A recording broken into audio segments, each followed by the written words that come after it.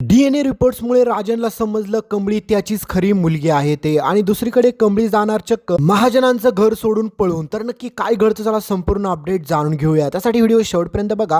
Video नसाल video like करा आणि चॅनलला सबस्क्राईब करून सोबतचं बेल नोटिफिकेशन ऑन करायला विसरू नका.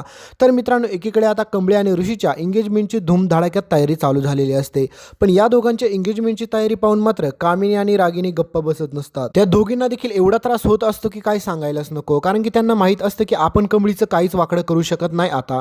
त्याच्यामुळे त्यांनी जो काही तो DNA रिपोर्ट्स DNAची टेस्टिंग करायचं ठरवलेलं आहे ना, त्याच्यामुळे कामिनी आणि रागिनीला असं वाटत असतं की यामध्ये कमळी 100% फसणारच आहे.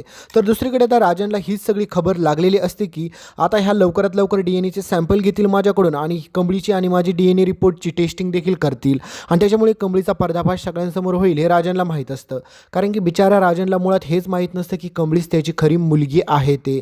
कारण की राजनला माहीत असतं की आतापर्यंत कमळी आणि मी जे काही नाटक चालू केलेलं आहे हे फक्त आणि फक्त आईसाठी केलेलं आहे. पण बिचारा राजनला याबाबतची काहीच खबर नसते की कमळीच त्याची खरी मुलगी आहे म्हणून. पण कहाणीमध्ये आता जबरदस्त ट्विस्ट येणार आहे. कारण की तुम्हाला माहितीच आहे की आपली गौरी म्हणजेच आपली सरू काकी आता त्या ठिकाणी आहे मुंबईमध्ये हे सत्य समजलेलं असतं बंड्याला आणि या एका सत्यामुळेच आता सगळ्यात मोठा कहाणीत ट्विस्ट येणार आहे. कारण की दुसरीकडे ऋषी साहेबा हे तर खूप आनंदी असतात, कारण की ऋषीला तर स्वप्नच वाटत असतं. ऋषी साहेबाला हेच सांगत असतो की मी अजून देखील स्वप्नातच आहे साहेबा, कारण की मला खरंच वाटत नाही की कमळी आणि माझी एंगेजमेंट होणार आहे. आणि ऋषीच्या मनामध्ये जी भीती असते ना, तो स्वप्नात आहे स्वप्नात आहे स्वप्नात आहे, तर ती भीती आता सत्यात उतरणार आहे. कारण की ऋषी जे काही साहेबाला बोलत असतो की ज्यावेळेस मी कमळीच्या हातामध्ये जी खाली बसून गुडघ्यावरती अंगठी घालेल आणि त्यावेळेस अचानक मला जाग येईल आणि मला समजेल की हे स्वप्न आहे, तर तसंच काय घडणार आहे आता पुढे कहाणीमध्ये. कारण की मित्रांनो, तुम्हाला माहीत आहे दुसरीकडे अनिका पूर्णपणे आता वेड लागल्यासारखं वागायला लागलेली आहे.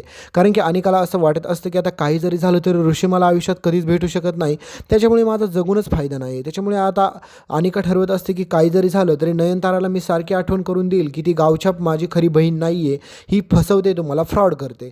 पण आता पुढे तर भयानक ट्विस्ट असा घडतो की नयनताराला दारू पिलेल्या अवस्थेमध्ये अनिका आता चक्क ऋषीच्या खोलीमध्ये सापडते. त्याच्यामुळे नयनतारा प्रचंड भडकते, प्रचंड चिडते. कारण की तुम्हाला माहितीच आहे की नयनताराचा स्वभाव, नयनताराचा राग किती भयानक आहे. त्याच्यामुळे ह्या अनिकाला थोडी पण काहीच अक्कल नसते की नयनतारा काय करेल आणि काही नाही ते. दुसरीकडे मात्र ऋषी आता प्रचंड घाबरून जातो की आई काय करेल का नाही करेल. कारण की तुम्हाला माहितीच आहे की ऋषीच्या मनामध्ये राहून राहून एक टेन्शन येत असतं की कमळी माझ्यासोबत लग्न करायला तयार झाली, हे सगळं करायला कसं काय तयार झाली. कारण की ऋषीला अजून देखील वाटत असतं की मला कमळीला भेटलंच पाहिजे, त्याच्यासोबत बोललंच पाहिजे. पण दुसरीकडे कहाणीत वेगळाच ट्विस्ट आलेला असतो. कारण की बिचाऱ्या कमळीला समजत नसतं आता काय करावं. कारण की तिला माहीत असतं मी सगळ्यांना फसवते, माझ्यामुळे खूप मोठा प्रॉब्लेम होणार आहे, माझ्यामुळे खूप मोठा राडा होणार आहे.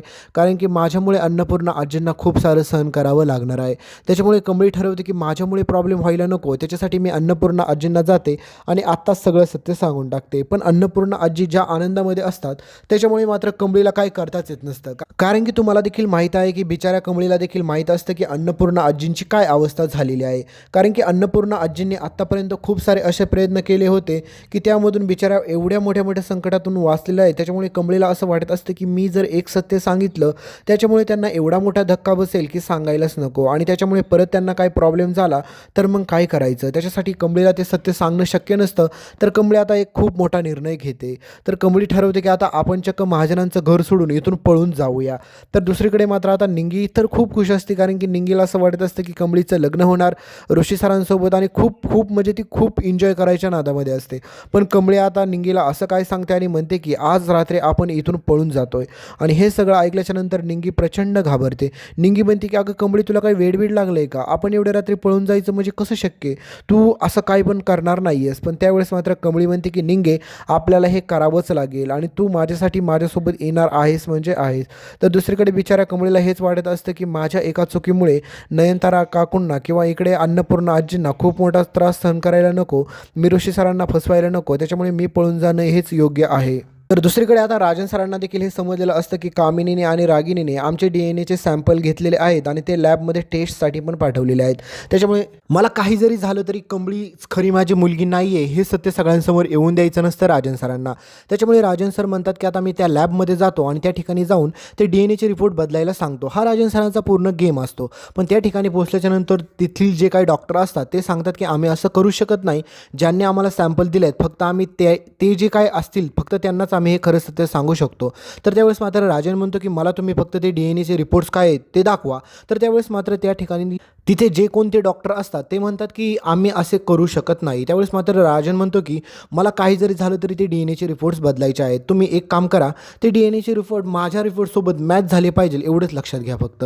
तर त्यावेळेस मात्र त्या ठिकाणी असणारे डॉक्टर ठरवतात की आता आपण हे सांगतात तर असं करूया, पण त्यासाठी पैसे घेऊया. पण त्याच वेळेस मात्र बिचाऱ्या राजनला माहीतच नसतं की ते DNAचे रिपोर्ट्स अगोदरच मॅच झालेले आहेत.